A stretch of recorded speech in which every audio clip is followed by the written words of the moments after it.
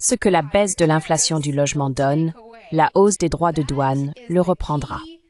C'est la principale conclusion que je tire du rapport sur l'indice des prix à la consommation de juin, publié plus tôt aujourd'hui. Cela pourrait marquer un tournant dans le dilemme de l'inflation auquel nous avons assisté ces dernières années. À première vue, l'inflation en juin semblait assez modérée.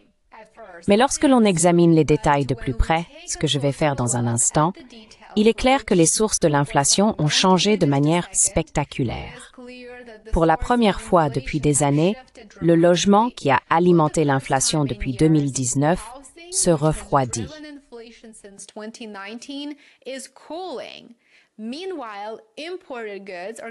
Pendant ce temps, les produits importés deviennent plus chers et les droits de douane en sont la principale raison. Ainsi, en juin, l'indice des prix à la consommation a augmenté de 0,3%, tandis que l'indice de base, qui exclut l'alimentation et l'énergie, comme vous vous en souvenez peut-être, a progressé de 0,2%.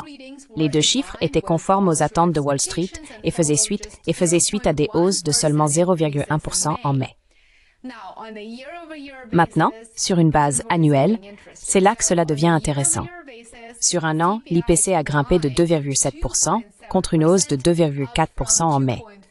L'indice de base a augmenté de 2,9% par rapport à l'an dernier, soit une légère hausse par rapport au mois précédent également. Au cours des 3 derniers mois, l'indice de base a progressé à un rythme annualisé de 2,4%, ce qui représente une augmentation significative.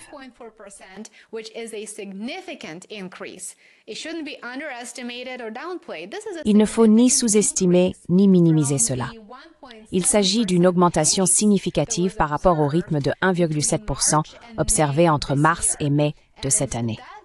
Cela ne semble peut-être pas encore alarmant, mais c'est suffisant pour maintenir les décideurs sur le qui-vive, et c'est suffisant pour nous inquiéter.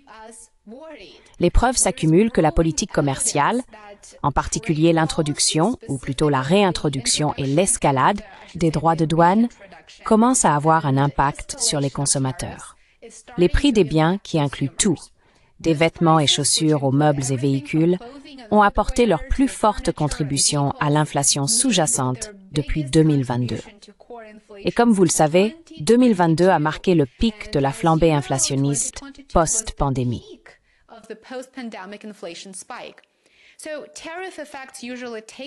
Ainsi, les effets des tarifs douaniers mettent généralement des mois à apparaître dans les données.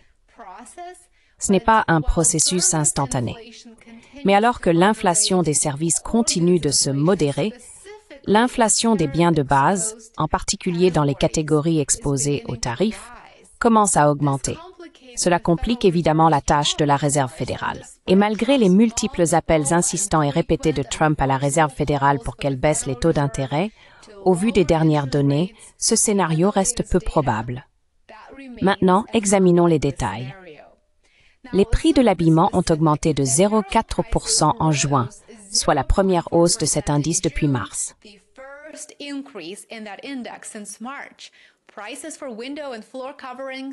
Les prix des revêtements de fenêtres et de sols ont bondi de 4,2%, soit la plus forte augmentation mensuelle jamais enregistrée. Ce n'est évidemment pas un hasard. Ce sont les catégories les plus susceptibles d'être affectées par les droits de douane, car ces articles sont généralement importés. C'est une preuve claire que les droits de douane sont répercutés sur les consommateurs. Et il ne s'agit pas seulement de hausses isolées. Elles s'inscrivent dans une tendance croissante liée aux politiques commerciales et aux tensions commerciales. En revanche, le secteur du logement, qui avait été le principal moteur de l'inflation ces dernières années, commence enfin à se calmer. Les coûts du logement n'ont augmenté que de 0,2% en juin. C'est un contraste frappant avec l'année dernière, lorsque les loyers atteignaient des niveaux records.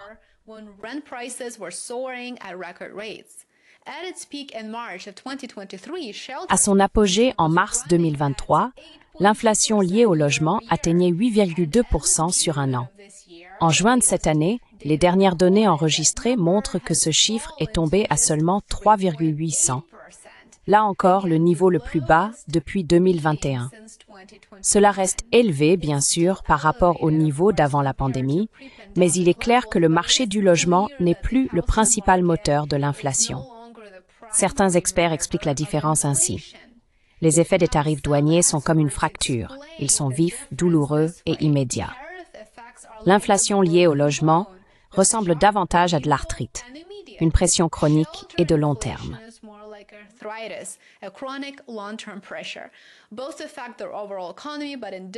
Les deux ont un impact sur l'économie globale, mais de manière différente et à des rythmes différents. Les experts avertissent que si l'inflation du logement ne continue pas de ralentir, l'indice global des prix à la consommation pourrait remonter dans la fourchette des 3%. C'est précisément ce que la Fed souhaite éviter.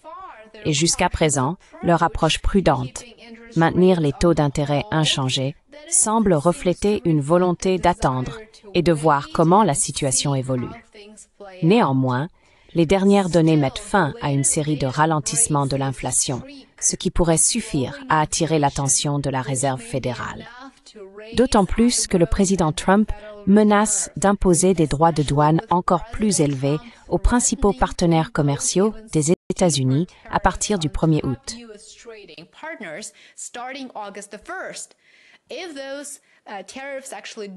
Si ces tarifs douaniers entrent effectivement en vigueur, les pressions inflationnistes pourraient s'accentuer très rapidement et bien sûr, cela se répercuterait à l'automne et pendant la période des fêtes. D'ailleurs, les prix de l'essence ont également contribué à la hausse de l'IPC global en juin, augmentant de 1% après 4 mois consécutifs de baisse.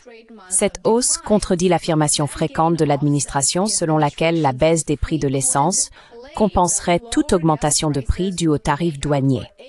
Du moins en juin, cela ne s'est pas vérifié. Les prix des voitures ont également donné un signal mitigé.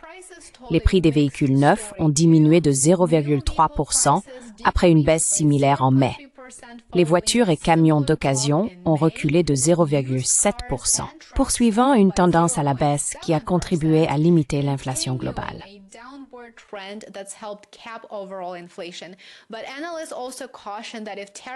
Mais les analystes ont également averti que si les droits de douane s'étendent aux pièces détachées et composants automobiles, comme Trump promet de le faire, la situation pourrait aussi s'inverser rapidement. À l'avenir, la plupart des économistes s'attendent à ce que l'inflation liée aux droits de douane apparaisse davantage dans les prochains rapports sur l'IPC. Actuellement, de nombreux détaillants vendent encore des produits importés avant l'entrée en vigueur des dernières vagues de droits de douane. Une fois ces stocks écoulés, les hausses de prix pourraient devenir plus généralisées et persistantes. Il faudra donc surveiller cela de près. Parallèlement, la pression s'accentue sur la Réserve fédérale. La Maison-Blanche fait ouvertement pression sur le président de la Fed, Jerome Powell, pour qu'il baisse les taux, arguant que les droits de douane sont nécessaires à la compétitivité nationale et ne provoqueront pas d'inflation à long terme.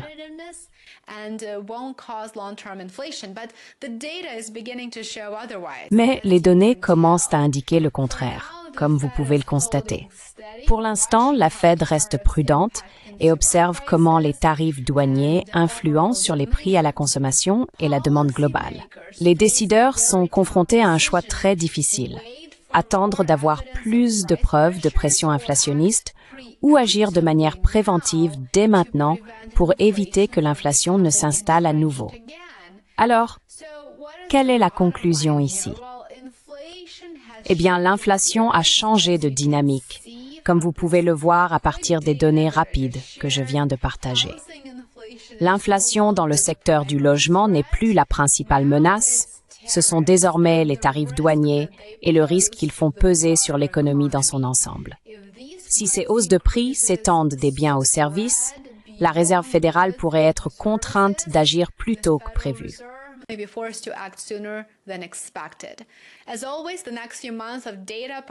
Comme toujours, les prochains mois de données, en particulier les rapports sur l'IPC de juillet et d'août, seront déterminants, très importants pour façonner ce qui attend les taux d'intérêt et l'économie.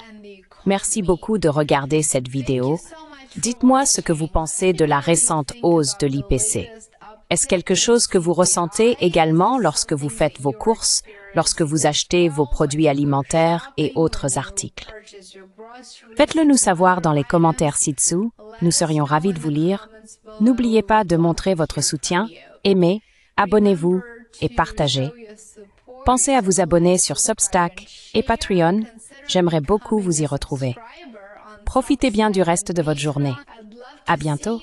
Enjoy the rest of your day. Bye for now.